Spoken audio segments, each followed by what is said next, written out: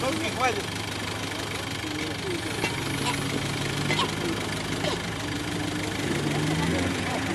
Да я шучу. А он поверил такой. Пацана, забери! А что он сильно сидит? Подожди. Вот толкать надо. Вот так тебе. А, это не папа, что ли? А кто? Миша, это кто? Да выдернет. Отчим, что ли? О, пиздец тросу. Он порезал трос, сейчас порвется. Стой! Это не папа, это дядя Миша. Давай это порвем трос, я хоть сниму на видео, как он рвется.